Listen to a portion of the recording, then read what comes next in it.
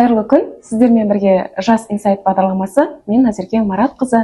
Бүгін біздің студиямызда алғаш рет жас та болса өңіріміздің әлеуметтік саласында өз орнын қалыптастырған, сыр жастарының жолын тауып кетуіне өз үлесін қоса білген Қызылорда қалалық мансап орталығының жұмыспен қамтуды үйлестіру және жұмыс берушілермен жұмыс бөлімінің маманы Сапар Ернұр Нұрлыбекұлы келіп отыр. Қош келдіңіз студиямызға. Қош көрдік. Рахмет шақырғандарыңызға. Біз де сізді көргенімізге қуаныштымыз. Бізбен кездесіп, ашық әңгіме айтуға келіскеніңізге көп рахмет. Сізбен бізге сәттілік тілей отыра сұхбатымызды бастасақ. Кеше қазан айының соңғы аптасы әлеуметтік қорғау қызметкерлер күні аталып өтілді. Мерекелеріңізбен шын жүректен құттықтаймыз. Жалпы әлеуметтік сала қызметкері болуға жолыңыз қалай түсті? Қалай келдіңіз бұл салаға? Біріншіден рахмет. Сіздердің де құттықтаймыз.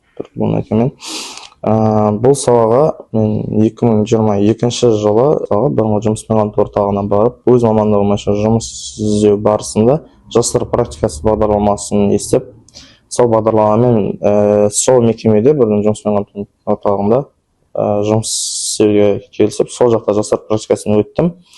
Өту барысында, жастар практикасын өту барысында тұрақты жұмыс орындарына орын табылып, сол мекемеде тұрақты жұмыс орындарына қалып кеткен болатынмын. Қазіргі таңда осымен 3-ші жылға кетіп бара жатыр. Сол мекеменің маманы болып отырмын.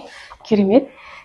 Ары қарай осы әлеуметтік саладағы мансап орталығы, қазіргі мансап орталығы, бұрынғы жұмыспен қамту орталығы деп аталады. Жалпы бұл сала қандай қызмет көрсетеді халыққа, және тек атауы ғана өзгерді ме, қалай? 2023 жыл шілде айында жұмыспен қамту орталығы мекемесі жабылып, қалалық басқармадан облыстық басқармаға қарасты мекеме болып қайта құрылды. Атауы мансап орталығы болып ашылып, атауынан бөлек қызметтер ауысқан жоқ. Сол баяғы халыққа қызмет көрсету, халықты жұмыспен қамту және жұмыс берушілер мен жұмыс іздеушілердің арасында қарым-қатынас жұмыстармен қамтамасыз ету қызмет ауыспады десек те болады. Жалпы осы әлеуметтік саланы білеміз, қызығы мен шыжығы мол, саған артылған үміттер, саған қойылатын талаптар өте көп болады. Қиын емес пе? Және бұл салада жүру үшін саған біліктілікпен қатар бойында қандай қасиеттер болу керек ойлайсыз? Әр саланың өзінің қиыншылықтары бар, қандай жұмыс болса да. Ал бұл салада халықпен жұмыс жасайтын болғандықтан, халыққа қызмет көрсету болғандықтан, бұл жақта халықпен жұмыс жасайтын болғандықтан, халыққа қызмет көрсететін болғандықтан, жауапкершілік мол болады. Рахмет жауабыңызға. Жалпы енді өңірімізде жастарымыз, соның ішінде жұмыссыз жүрген жастарымыз жетерлік. Өзім де осы мәселе бойынша басымнан өткен болатын. Ең алғаш оқу бітіріп келген жылым, қолымда үздік диплом, және ол дипломмен мен сенімді болдым өзіме. Кез келген жұмыс орны мені қабылдайды деген сияқты. Бірақ сенімім жұмыс өтіліңді сұрайды, 3 жыл кемінде жұмыс өтілі болу керек, 5 жыл кемінде жұмыс өтілі болу керек деп шығарып салатын болды. Содан кейін осындай мәселемен жүрген жастарымыз көп. Осы жастарға сіздердің тараптан қандай бағдарламалар, қандай жұмыстар атқарылып жатыр? Әрине, оқу бітіріп келген жастарымызға бізде бағдарламалар бар. Жаңа басында айтқандай, жастар практикасы, мен өзім өткен жастар практикасы деген бағдарлама бар. Одан бөлек алғашқы жұмыс орны бағдарламасы бар. Бұл бағдарламалар арқылы жұмыс өтілін жүргізіп, одан кейін сол жұмыс жасаған мекемесінде тұрақты жұмыс орнына қалып кетуге мүмкіншілік болады. Мемлекет тарапынан айлықтары жүргізіледі. Жастарымыздың жұмыс өтілі жүріп отырады. 1 жылға дейін, 1,5 жылға дейін жұмыспен қамту болып есептеледі. Жастар практикасы немесе алғашқы жұмыс орны бағдарламалары. Осы бағдарламалар арқылы жұмыспен қамтылып жатырған жастарымыз қазір бізде көпшілік. Жақсы, енді осы биыл Құдай қаласа жылды аяқтаймыз, 2024-ті аяқтаймыз. Осы 2024 жыл қорытындысы бойынша сіздерден көмек сұрап барған жастарымыздың нәтижелері көңіл көншітеді ме? Әрине.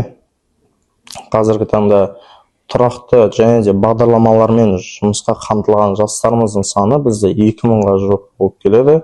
Жастар практикасын бітіріп тұрақты жұмыс орнына тұрған қаншама жастарымыз бар. Біздің өз мамандықтармен жұмыспен қамтылып жатқан жастарымыз көпшілік.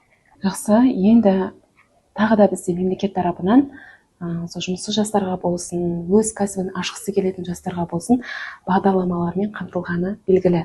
Осы бағдарламаларға біздің жастар қатыса ала ма, қатысып жатыр ма, және оларға қатысу шарттары қандай? Иә, қазіргі таңда біздің тарапымыздан беріліп жатырған 400 аек көлемінде гранттарымыз бар өз кәсібін бастаймын деушілерге. Алайда оның ішінде қазіргі таңда жастар санаты алынып тасталды. Тек жастар санаты 2022 жылға дейін болған.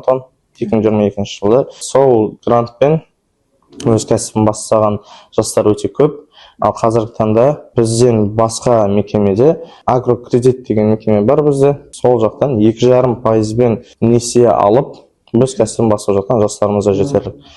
Бізде қазіргі таңда жастарға арналған грант бөлініп жатқан жоқ. Түсінікті. Енді сіз өзіңіз жастар саясатына қандай да бір серпіліс өзгеріс енгізуге мүмкіндігіңіз болған жағдайда бізге қандай жаңалықтармен келер едіңіз? Жалпы қазіргі жастар легі көбіне қай саланы қалайды, өзін қай салада көргісі келеді? Сіздер жұмыс берушілер тарап пен жұмыс іздеушілер тараптың арасында сәйкестік болып жата ма? Иә, әрине, қазіргі таңда жұмыс іздеп жүрген жастарымыз да, жұмыс беруші мекемелеріміз де бізде көпшілік әртүрлі саланы қамтиды. Бір ғана саланы айта өте алмаймын енді, бірақ әр жұмыс сұрап келген жастарымыз бізде жұмыспен қамтылып кетеді. Тек бір ғана саланы бүйтіп атап өте алмаймын. Әртүрлі салада барлығы жұмыспен қамтылады. Осы тарапта енді бізде көбіне жастарымыз 4 жыл оқиды, өз мамандығын алып шығады, алайда өз мамандығымен жұмыс жасағысы келмейді. Көбіне қазіргі тұрақсыз жұмыстар, официант, мобилограф, СММ мамандары сияқты мамандықтарға кетіп қалып жатады. Не себеп деп ойлайсыз?